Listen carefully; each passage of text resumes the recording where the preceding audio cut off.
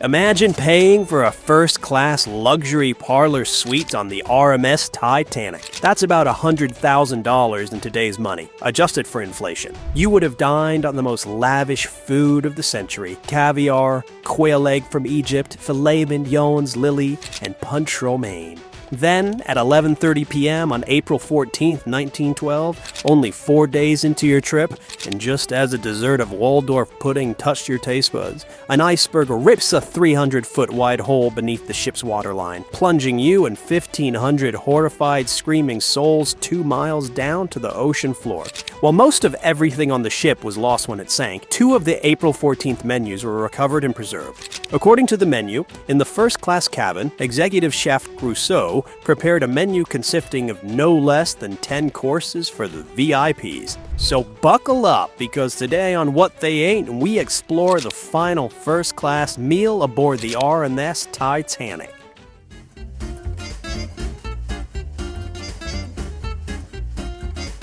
Walter Douglas, a survivor and first-class passenger, recounted, "We dined the last night in the Red's restaurant aboard the ship. It was the last word in luxury. The tables were gay with pink roses and white daisies, the women in their beautiful shimmering gowns of satin and silk, the men immaculate and well-groomed, while the stringed orchestra played music from Puccini and Tchaikovsky. The night was cold and clear, the sea like glass." That night would have started with oysters a la Russe, a gourmet dish that combines oysters with a rich sauce, typically involving a mixture of butter, cream, and other flavorful ingredients. The exact recipe can vary, but a traditional version might include fresh oysters shucked and placed on the half shell, a sauce made from butter, cream, and sometimes a hint of alcohol like vodka or brandy, finely chopped shallots or onions, herbs such as dill or parsley, and then topped with breadcrumbs and briefly broiled to create a golden crust.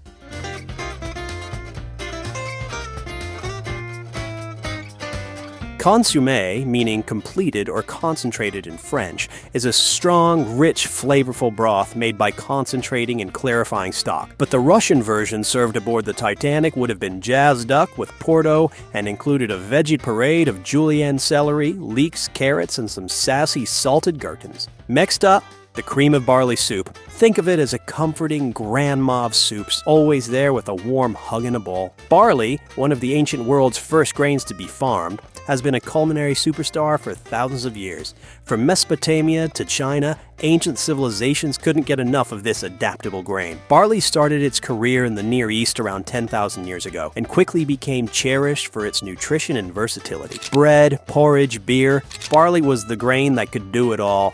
Eventually, it waltzed into soups and stews, becoming the ultimate comfort food. Fast forward to the 18th and 19th centuries in Europe, and the cream of soup trend was all the rage. Cream of barley soup emerged as the swanky dish of the upper classes, particularly in Victorian England. It was the culinary equivalent of a refined bow tie, often kicking off elegant meals in style. So next time you enjoy a bowl, remember you're sipping on a spoonful of history, sophistication, and a whole lot of barley love.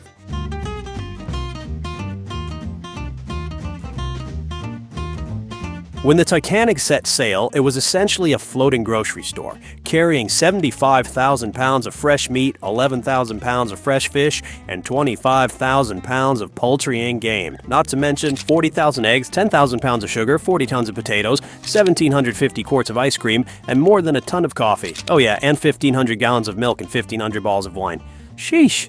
They were prepared for a party. Too bad they didn't plan for the iceberg. Now, for the third course, let's talk about poached salmon with mousseline sauce, the culinary equivalent of wearing a tuxedo while lounging on a velvet sofa. The history of poaching salmon goes back centuries, favored for its gentle cooking process that keeps the fish delicate and tender. Salmon has been a big deal in many cultures for thousands of years, but leave it to the French to turn it into a fine dining masterpiece. Mousseline sauce, the silky companion to our poached salmon, is a spruced-up version of hollandaise sauce, one of the 5 mother sauces in French cuisine. It's like if hollandaise went to a spa and came back lighter and fluffier after a whipped cream treatment. The name mousseline comes from the French word for mousseline, highlighting its delicate, airy texture. The 17th and 18th centuries in France were like the golden age of sauce making, with chefs codifying techniques and recipes that would become the backbone of French cuisine.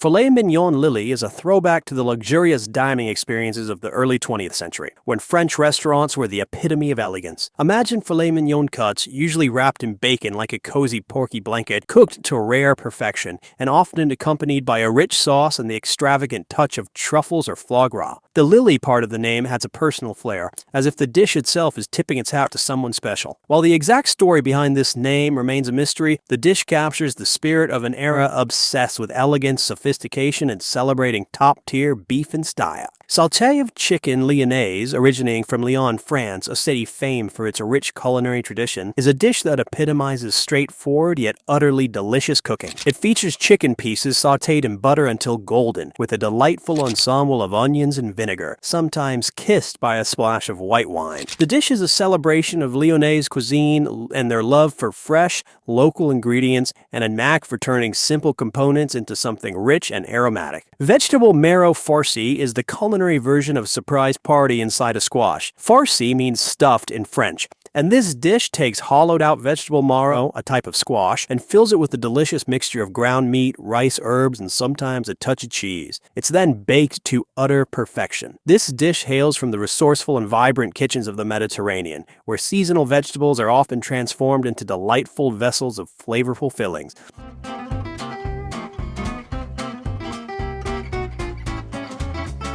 Lamb with mint sauce is a dish that screams British louder than a game of cricket in the rain. This pairing goes back centuries, proving that the British have always known how to make the most of what they got. The mint sauce, made from finely chopped mint leaves, vinegar, sugar, and water, is like the ultimate culinary wingman, cutting through the lamb's richness with its fresh, tangy zing. It's a dish you whip out during springtime and Easter celebrations when the lamb and mint are practically taking over the garden. Roast duckling with applesauce is the culinary equivalent of a fruit meets meat love story. Originating from the kitchens of England and France, this dish pairs the rich, fatty goodness of duck with the sweet, slightly tart charm of applesauce. Imagine applesauce lovingly made, cooking down apples with sugar and spices, siding up to the crispy, savory roast duckling. Delicious. Sirloin beef with chateau potatoes is basically like dressing up in a tuxedo for dinner. The sirloin is a prime cut of beef known for its tenderness and flavor, and it gets the royal treatment, roasted to perfection. Then there's the chateau potatoes, peeled, cut into large ovals, and roasted until they are golden, crispy, and perfect.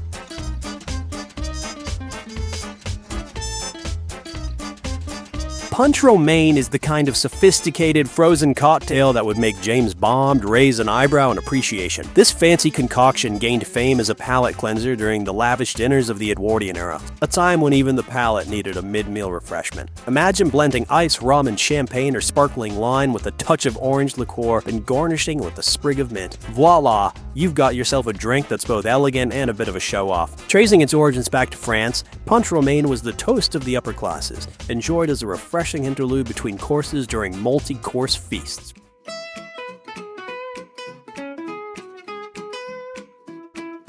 Roast squab and cress is a dish that brings together European finesse and American bravado. Squab, which is a fancy way of saying young pigeon, has been a delicacy since ancient times, probably because people back then figured out that pigeons taste better than they look. Roasting squab perfectly matches with the peppery bite of a garden cress, a leafy green that's like a cool, nutritious cousin you want at every dinner party. This dynamic duo took off in the late 19th and 20th centuries, back when upscale dining meant showing off your skills with game birds and fresh greens.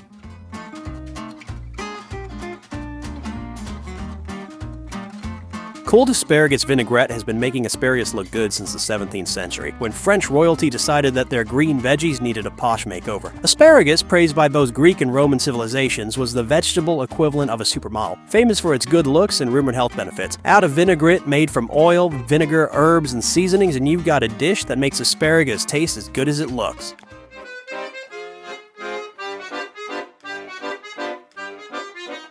Pâté de foie gras is the crown jewel of French gastronomy. Dating back to the 18th century or even earlier, foie gras translates to fat liver, and it's made from the liver of a specially fattened duck or goose. Because why have a regular liver when you can have a luxurious one? The process involves delicately seasoning and marinating the liver, and then cooking it gently before turning it into a smooth, buttery paste.